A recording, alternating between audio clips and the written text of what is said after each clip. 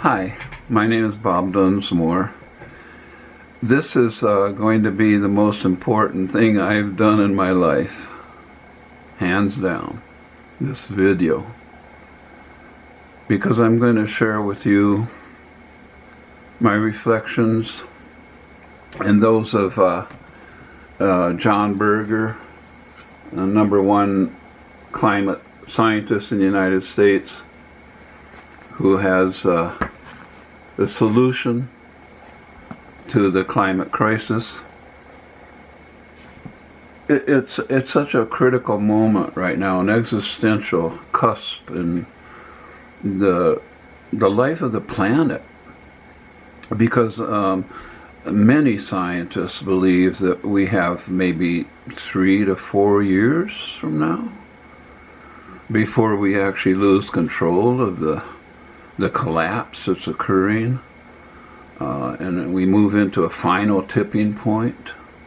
I say final because it's not all about one tipping point. The fact is there's all kinds of tipping points that have already been reached. The collapse of the coral reefs, the collapse of the forests of the world, the melting of glaciers around the world, the ice cap in the North Pole, the Antarctic ice sheets that are now sliding with water under them. It's all a lot of different tipping points, and some scientists believe we've already passed the point of where it's going to be irreversible. And I can't believe that. I have to believe. And thanks to John Berger, the climate scientist, and my research, I know that we could solve the climate crisis within 2 to 3 years of implementation by our Congress. It's a beautiful solution called carbon drawdown.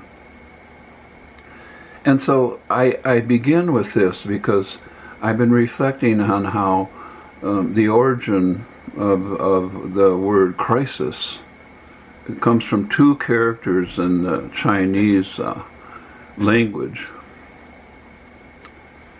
meaning opportunity in danger.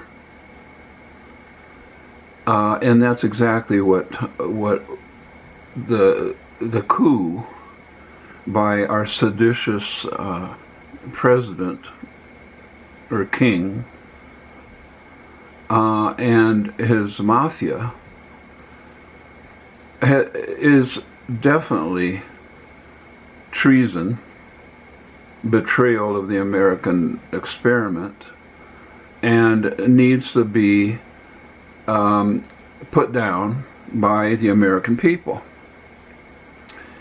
We need to establish ourselves as a constitutional democracy, because right now we're just a corporation registered in Puerto Rico.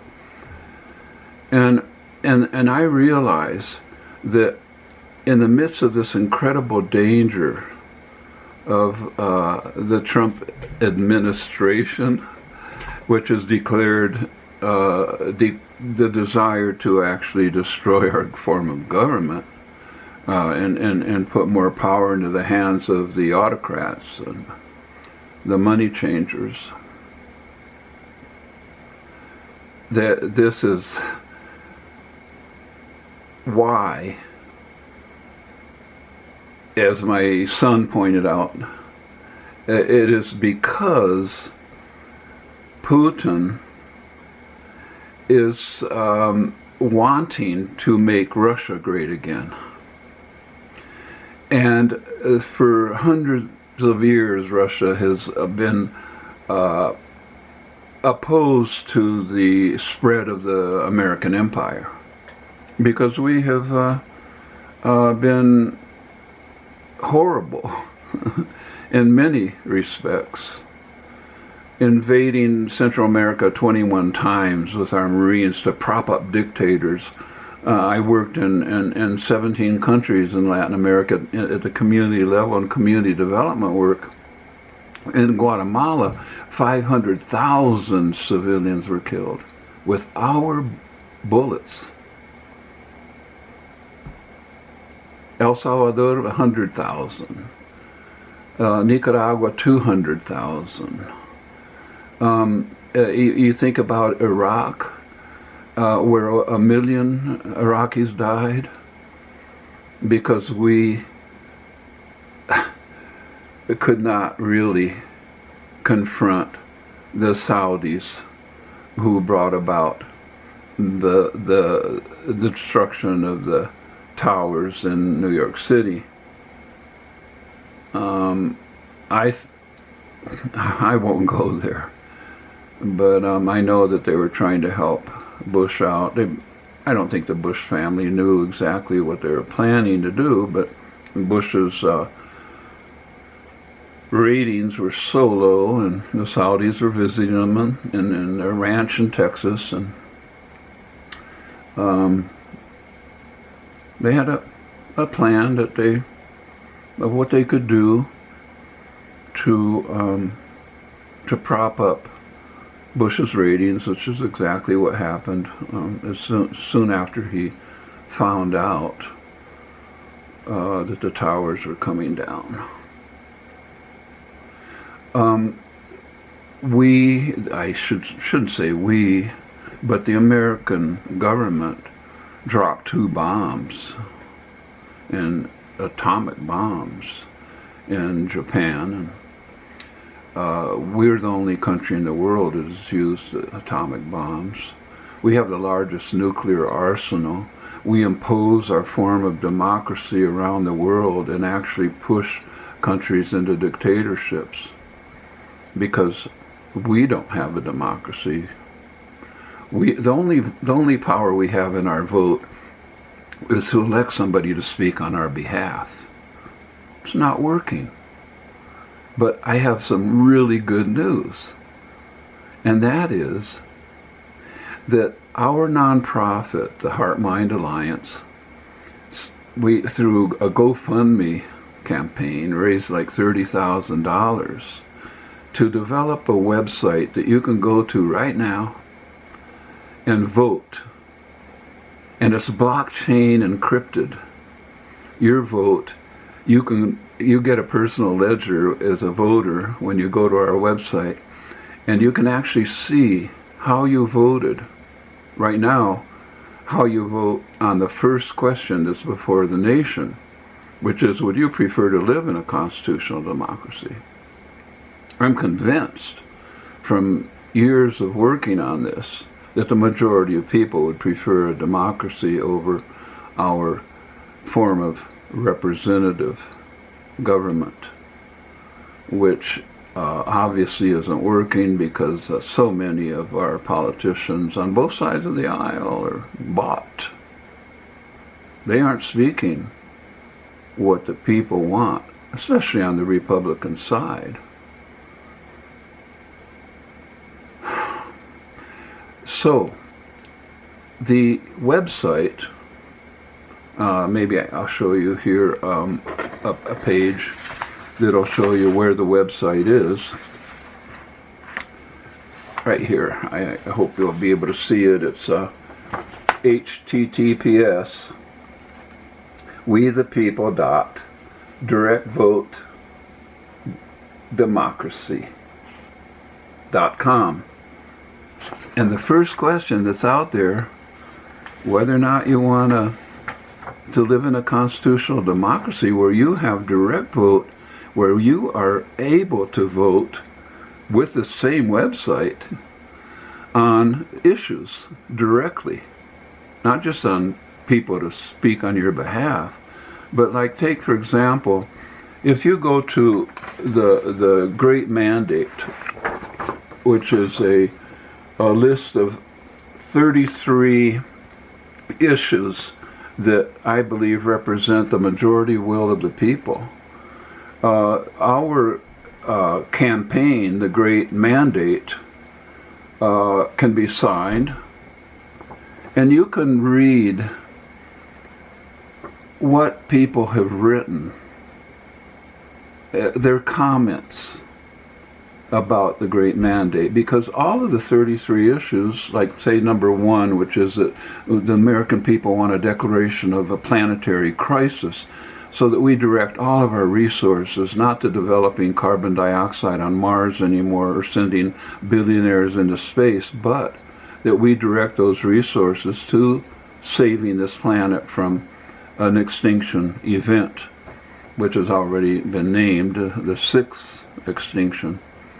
If we continue on doing nothing about it, there's even Trump and Elon Musk, they know there's a climate crisis. They know what's happening to the insurance companies pulling out all around the United States because they can't afford to deal with the catastrophes. They know something, but what they are denying is that there might be, it might be aggravated by human intervention, by human carbon dioxide. They're denying that.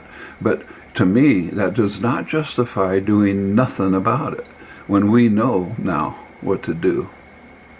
And you've got to go to my YouTube channel, which is called Good News! Climate Crisis Solution. And also I've developed a TikTok site called Bob's Your Uncle. I love that. I'm going to Australia in a couple of weeks, so that seems appropriate.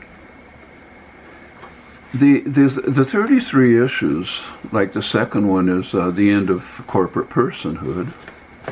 I love that bumper sticker, don't you? I'll believe a corporation's a person when I see one hung.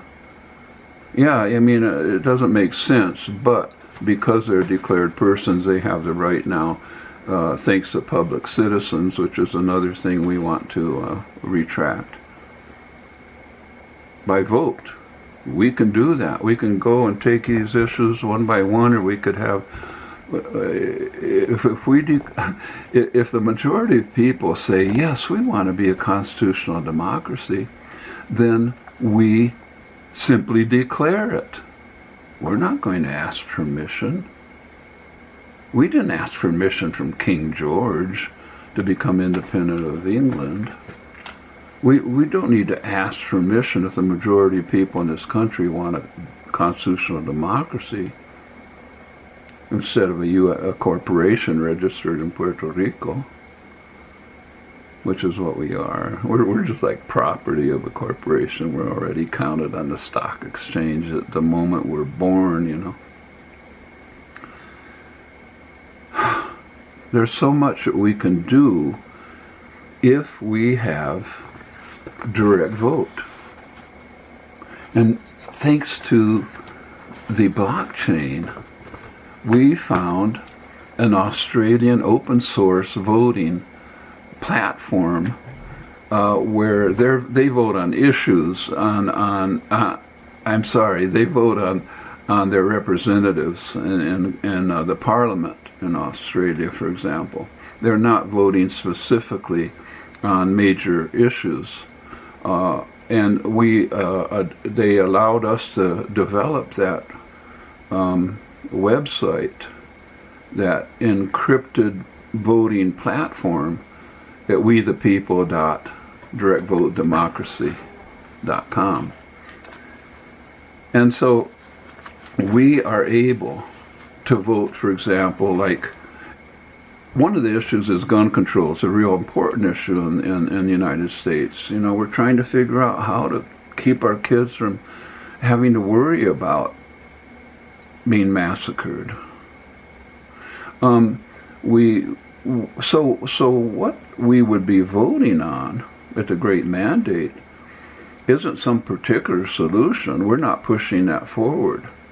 What we're doing is simply offering the nation a beautiful instrument for voting on what we mandate Congress to come up with a solution that actually deals with this problem.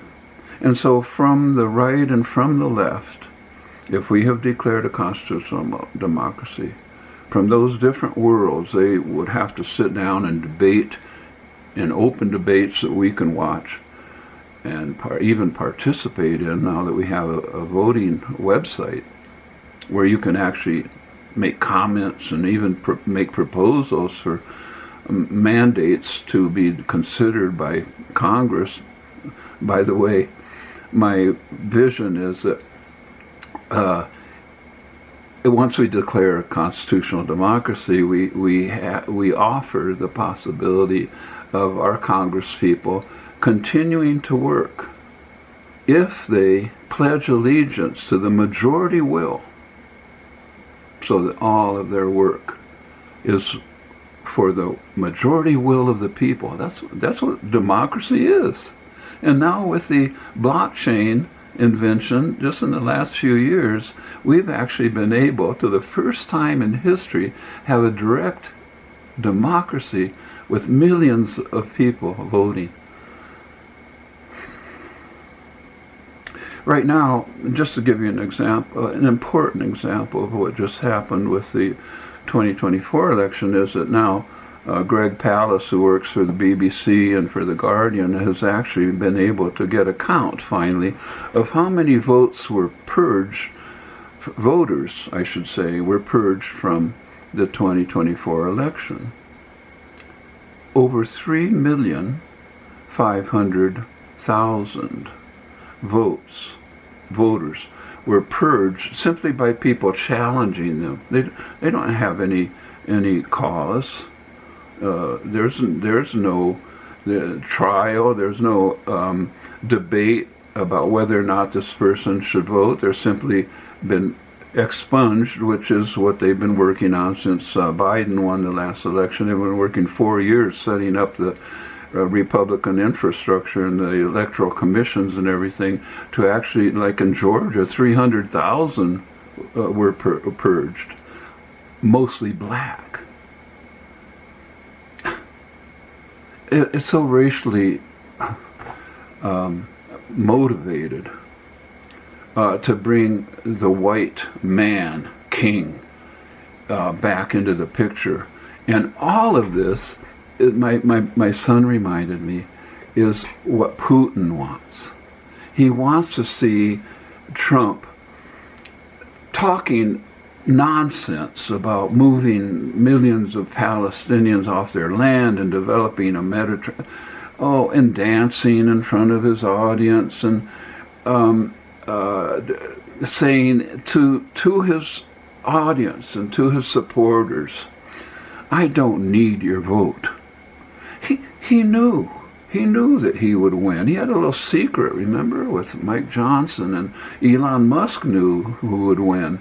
One of the things that Greg Palast has discovered is that many thousands of ballots are all Democratic down the ballot, but up at the top, Republican vote for Trump.